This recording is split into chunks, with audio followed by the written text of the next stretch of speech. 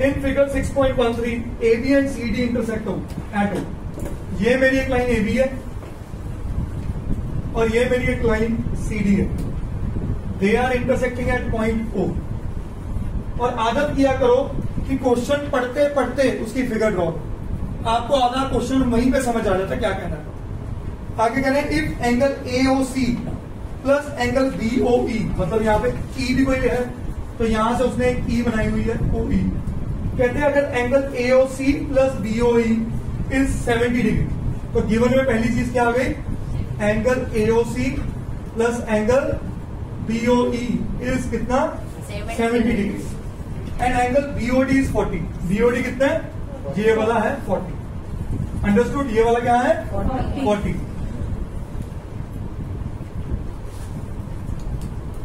Find angle BOE, एक क्या निकालने को कह रहे हैं, BOE हमारे पास है बेटा ये एंगल, ये तो ये एंगल निकालने को कहा है, and angle reflex angle COE। Reflex angle कौन से होते हैं, the angles which are more than 180 degrees, the angles which are more than, ठीक है। तो COE देखो, COE ये है और इसका रिफ्लेक्स कौन हो जाएगा ये, समझे कि नहीं समझे। तो इसके लिए हमें COE ढूंढना पड़ेगा, क्योंकि COE 360 डिग्री में से माइनस कर दे तो क्या आ जाता है, रिफ्लेक्स।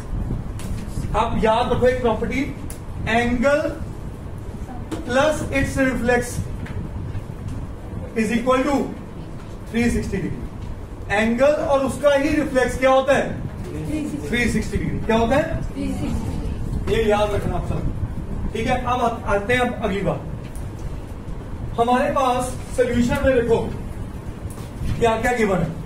मैं कभी भी क्वेश्चन करता हूं ना तो मैं एंगल को पहले नामकरण करता हूं ताकि मेरा क्वेश्चन आसान हो जाए। मैंने इसको नाम दे दिया एंगल 1, इसको दे दिया एंगल 2, इसको दे दिया एंगल 3 और इसको दे दिया एंगल 4। क्या कोई दिक्कत नहीं। सबसे पहले समझिए, एंगल 1 प्लस एंगल 2 दिया हुआ 70 डिग्री।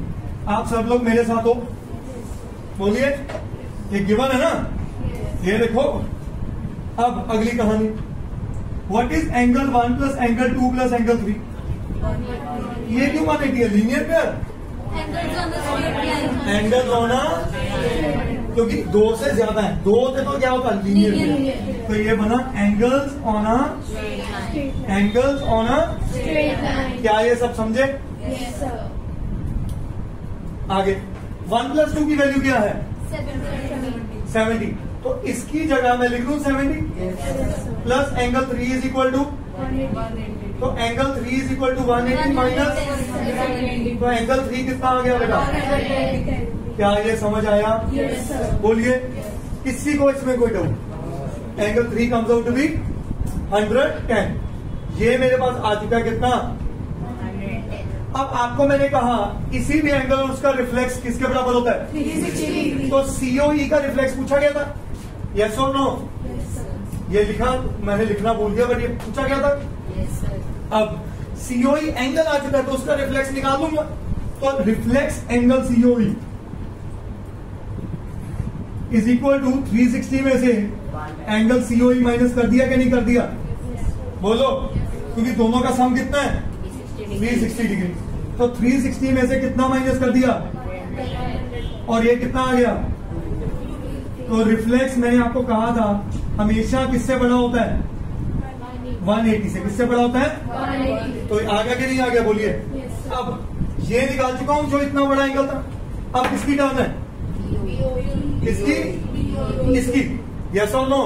और अगर नोटिस करो इस CD लाइन के ऊपर angle 3 plus angle 1 plus angle 4 एक स्ट्रेट लाइन फॉर्म कर रहे हैं। तो रीजन क्या लिखोगे? Angles on a, angles on a, okay.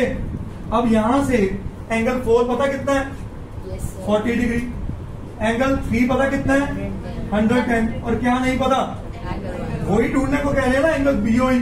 ये देखो, बोलो, तो ये आ गया 180 और एंगल 1 इज इक्वल टू 180 में से 110 प्लस 40 150 माइनस कर दूं, ठीक है। तो एंगल 1 कितना आ गया? क्वेश्चन में एंगल 1 पूछा कि एंगल BOE पूछा है? तो जिस फॉर्म में क्वेश्चन है जिस फॉर्म में क्वेश्चन है उसी फॉर्म में क्या निकालना है, ठीक है। So therefore angle BOE is equal to, क्या आप सब लोग को ये क्वेश्चन समझ आया?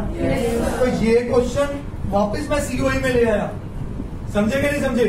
ये जो 1 2 3 4 लगाते हैं ना, ये हम अपनी सहूलियत के लिए लगाते हैं कि हमें क्वेश्चन करने में लंबे लंबे नाम ना लिखने पड़े, और अगर नहीं लिखेंगे उतने ही चांस ऑफ एरर कम हो जाएंगे। अंडरस्टूड? करिए नो।